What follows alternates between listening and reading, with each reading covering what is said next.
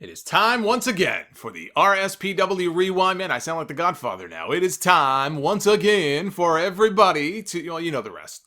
But it's been a few weeks since the last one, and with the second season of Dark Side of the Ring coming to an end, we've got a few threads to begin with, focused on Chris Benoit, going all the way back in time to the year 1998, April 23rd. 1998, to be exact. We begin with a post by Zippy titled, "What's So Special About Chris Benoit?" He is incredibly repetitive. Chest slap, kick, chest slap, belly to back, chest slap, crippler crossface. What's so intense about Benoit? Oh, if only Zippy knew. If only Zippy knew. The Booty Man says, "Thank you. Amen. Finally, another fan who doesn't understand the Benoit Fest in RSPW. Benoit is just a little man with no mic skills." Then R. Brownstein hits us with a wall of text that I will skim through because there is no way I am reading this entire thing. I'll be here almost as long as that Edge-Randy Orton match at WrestleMania if I read this entire thing. Perhaps some of us quasi-intellectuals have just so happened to have followed Benoit's career for over 10 years. Maybe we have gone through the trouble of trading and buying videotapes from all over the globe to follow his career from Calgary to Japan to South Philadelphia to Atlanta. Maybe some of us simply appreciate his immense talents because we've watched thousands of hours of superior athletes who have worked more 4-star matches in a single week than Hulk Hogan has worked his entire life. Personally, I believe the mark backlash against certain RSPW favorites represents a form of class envy. Newbies and others who simply haven't invested the time, money, or interest in this business have trouble following the logic that a guy who always loses is still superior to a guy who seldom jobs. They're not familiar with the subtle nuances of pro wrestling, such as selling a move or bringing a sense of realism to the product. They simply cheer for the top dogs because they don't know any better and simply do as they are told. I find it rather amusing that a person who singles out the putrid Ed Leslie in their handle would rant about how much undeserved support Benoit garners from this group. I gotta stop there. The putrid Ed Leslie. He should have added that gimmick to his long list of gimmicks over the years, right? The Brutus the Barber Beefcake, the Butcher, the Zodiac, the Booty Man, the Disciple. Introducing the putrid Ed Leslie.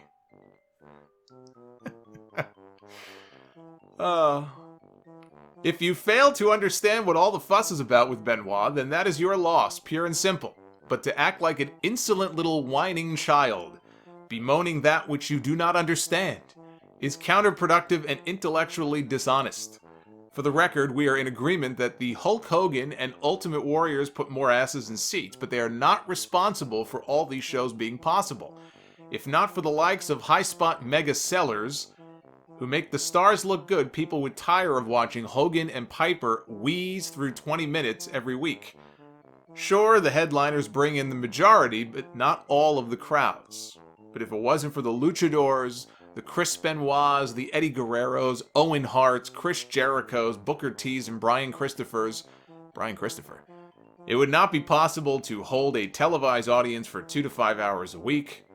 Personally, I tune in to these shows because of the under and mid-carders. If WCW was nothing but 5 hours of Piper, Hogan, Savage, Nash, and Luger, I wouldn't even bother watching that crap, and I would pop in an old Flair Wyndham tape whenever I needed a fix. Mr. Brownstein here was trying to sound far more intelligent than he had to, given some of these posts on RSPW. But I do agree that without the workhorses either bumping for the big guys or putting on a show in the middle of the card, those shows would not have been as fun. You need a mix. You need a mix. If all you have are the top guys, then no one stands out as a top guy. I don't know what's so hard to understand about this concept. He's right. You need the lower card guys to make the top guys stand out. And some of those lower card guys will eventually get over enough to be on the top of the card. Not all of them. Some guys did. Jericho did. Eddie did. Benoit did. Dean Malenko did not. You know, some guys do, some guys don't. Rey Mysterio did. But it's not a one-size-fits-all kind of thing. You know, those Nitro shows would not have been nearly as fun without Rey Mysterio and Juventud Guerrera and conspiracy theorist Chris Jericho and Bret Hart yelling at anyone who dared to doubt El Dandy. December 23rd, 1998, a post by Farming, I don't know if that's a description of what he does or if that's his name, titled, "I met Benoit and Woman tonight." No, the man is not a Viking. Me met Benoit and Woman tonight. No, he actually did meet Benoit and Nancy. It says, Chris Benoit and Nancy Sullivan came into the store that I work at here in Edmonton, Alberta, Canada tonight. They were doing some Christmas shopping. He wasn't exactly outgoing, but he did take time to sign autographs for guys at work and answer a few questions. I thought it was very cool of him to take time out from his Christmas shopping to talk to us marks. He is just here in Edmonton for the holidays, he said. I did not ask him about his contract situation. He's going to ask him about his contract situation? He says, I did not ask him about his contract situation because I thought it might seem a bit rude. Yeah, you think? Excuse me, sir. Could I ask you a question about your contract? If I were Benoit, I would have told him to get lost. He said, just wanted to let people know that the Crippler is a cool guy to meet. Let me see if I say this right. John DeJong says, just out of curiosity, how does Chris's wife feel about him Christmas shopping with the Booker man's ex? Brad Williams says, she's been to court with Benoit 3 times in the last 3 months in Peachtree City, Georgia. And the last time they both signed a lot of autographs. He'll be back in January as his lawyer has pretty much exhausted postponing his DUI charge from this summer in Peachtree City. He and Woman live here. As some people were doubting these claims, Triple H HBK says, I don't know the stuff about the DUI, but Woman and Benoit together is a shoot. There's a reason she is Kevin Sullivan's ex. It started out as an angle, but it resulted in real love. Benoit left his wife for a woman. Philip Razor says, Chris and Nancy do live here in Peachtree City, but I don't know anything about a DUI charge. Back when I worked retail at Rack Room Shoes in Fayetteville, Georgia, Woman and Chris would stop in all the time. The Tuesdays after Nitros usually were the day. They would first stop in, they would eat next door at the Atlanta Bread Company, then come into the store. Nancy is really nice. Chris always looked pissed off, so I didn't bother him that often. My boss at Rack Room, who is now at the Rome, Georgia store, was former Georgia light heavyweight champion, the Grappler, Jim Majors, although that is not his real name. Jimbo would kill me if I posted his real name. He would give Nancy discounts because she was in the business. Nancy was always really easy to talk to. The only time I can remember talking to Chris was at a tanning salon in Peachtree City. Other wrestlers that tanned there were Dave Taylor and Steven Regal. I never got to talk to Regal, but Taylor was a hell of a nice guy. In the local newspaper, they post about house sales every week. About 6 months ago, I saw a listing for Chris Benoit selling his house on Southern Shore Drive, a very nice part of town. As I said earlier, I cannot confirm the DUI arrest. Hell, until tonight, I haven't even heard about it. But I know that Peachtree City Court Clerk. I know Chief Murray of the Peachtree City Police Department. So I will see if I can find out anything about it. I hope it's not true. Chris and Nancy, if they are not together, they are taking the idea of an angle extremely far. So that comes from Philip. Now this one guy, Con Woodward, absolutely refused to believe any of this. He replied to every single post, which, I mean, there's so many of them. Every single post in this thread, calling the person bullshit, you're a liar, you're just rumor mongering, Benoit didn't leave his wife, he's not with Woman, you didn't see him, you're lying. So finally, Brad Williams had enough. He said, perfect material for the Flat Earth Society. It's all made up. The moon landing was a hoax. It's amazing how several people see Woman and Benoit everywhere, from Canada to Fayetteville to Peachtree City, yet you totally deny it without an ounce of knowledge on the subject, just like the jabronis, so convinced of a flat Earth. Uh-oh. AJ Styles is going to take offense to that. We then skip to June 25th, 2007. Subject line with the question, murder-suicide? Said, last night, Benoit did not make the pay-per-view because he had, quote, a family emergency. Today, he ends up dead along with his family. This seems very odd. It seems like he left to deal with something at home, and then all three ended up dead. And now it's being investigated as a murder-suicide. Wow. Everett Will says, assuming that the 7-year-old didn't do it, that leaves Chris and Nancy as the only possibilities. It's not going to be Nancy, is it? Oh God. See, now I don't know if he was saying that it won't be Nancy, meaning it's going to be Benoit and then trying to come to grips with that, or if he is... It sounds like he's suggesting, oh God, Nancy did it, didn't she? Look, there were a lot of people who did not want to accept reality at that time. There are people who still to this day don't accept reality.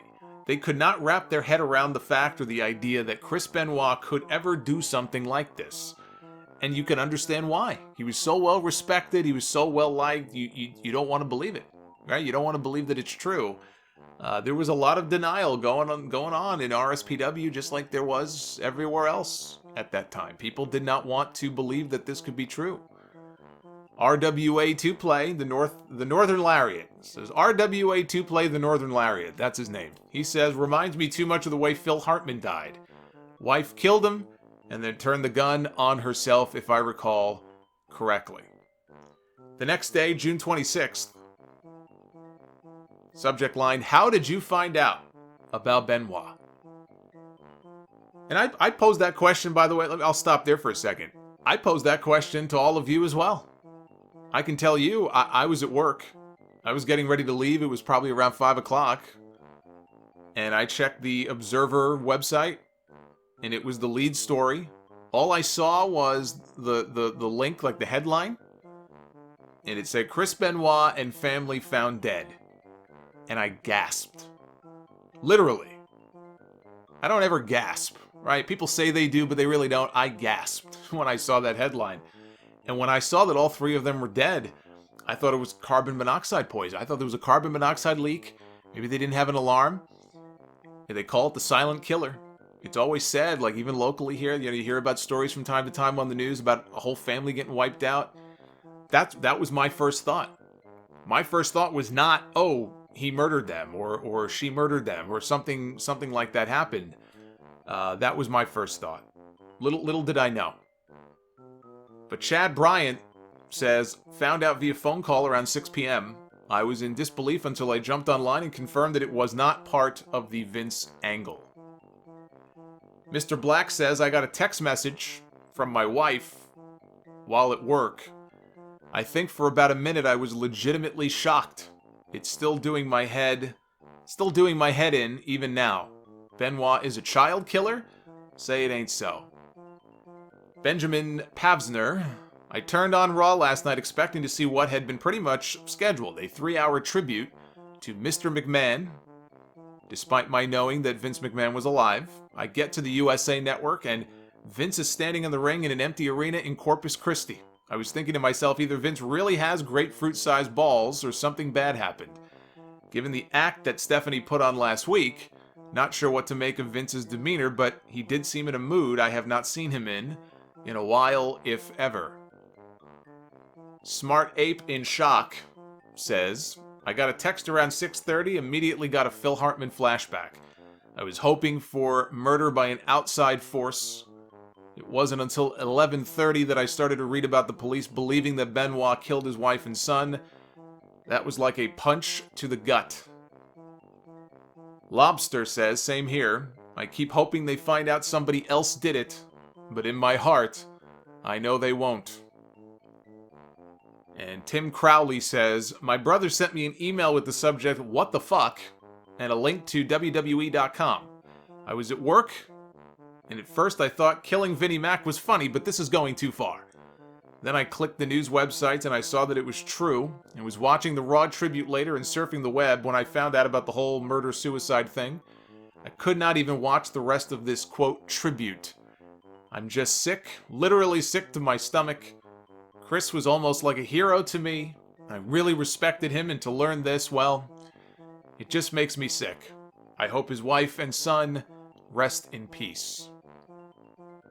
June 27th, 2007, a post by Scott, who says, I get dumber every minute watching Nancy Grace.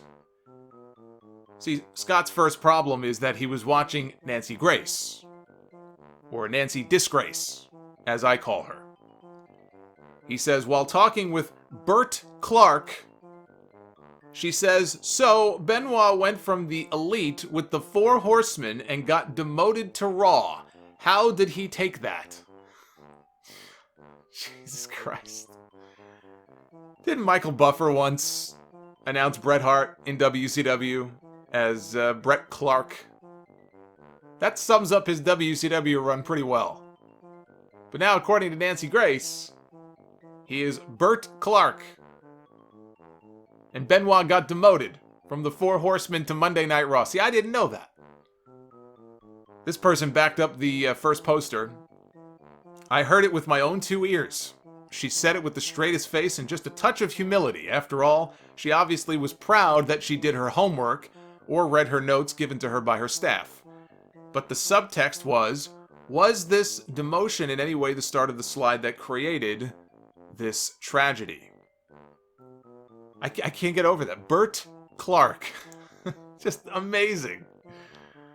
Amazing. Benoit went from the Elite of the 4 Horsemen and was demoted to Raw. Now, to be fair, for the NXT folks, I consider a move to Raw to be a demotion too, for a lot of them. At least for some. And finally, the next day, June 28th, 2007, comes this post from a person calling themselves Crossface Walls. Truly one of the dumber things that I have ever read on RSPW, and that's covering a lot of ground. So let me just say that up front. The title of the post, and you can see right away where this is going. I mean, you can see it from the name, right? Crossface Walls. Title of the post, Benoit should be in the Hall of Fame regardless. It says, after watching several of the news stories and hearing these comments from people that knew him, in my opinion, Benoit should get into the Hall of Fame. Everyone that knew him has stated the exact same thing, that Benoit was a genuine all-around guy, always a class act. No one knows why he killed his wife and son. It might have been some bizarre drug combination that made him go nuts, but until the toxicology reports come back, and it's anybody's guess. It should be done silently, announce all of the wrestlers going into the Hall of Fame for that year, and then slide Benoit in there. No public presentation, no announcement during the ceremony, nothing. For what he accomplished in his in-ring career, he deserves it. Another good reason I don't want to have to find a new nickname, since I've had this one my entire RSPW career. And you wonder why. Some people believe that wrestling fans are bottom of the barrel stupid. I give to you Exhibit A. Try JCOM hits back. He says, oh yeah, he was a class act. He was a genuine nice guy. The only thing is, he killed his wife and son. That kind of contradicts this nice guy description now, doesn't it? I mean, if anything would make you a bad guy, I would think killing your wife and kid would qualify. Mr. Mott says, no, he shouldn't. He smothered his wife and son. Anybody that does that should be viewed as a piece of shit forever. Your suggestion is quite disturbing. Fuck Chris Benoit. Jason Todd, gotta disagree. I mean, don't get me wrong. If we start examining every wrestler's past, then no one would ever get into the Hall of Fame. But this is beyond the pale. Certain things can be overlooked in a person's history, but this sure as hell ain't one of them. Sorry, but this is now Benoit's legacy.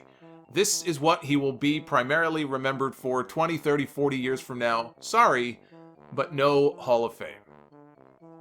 And yet somehow, here we are, 13 years later, and there is still a debate. There is still some debate over this subject, which I find deeply disturbing. This has been your, I guess, every other weekly reminder that while stupidity may not be contagious, unfortunately, it is a chronic condition for which there is no cure.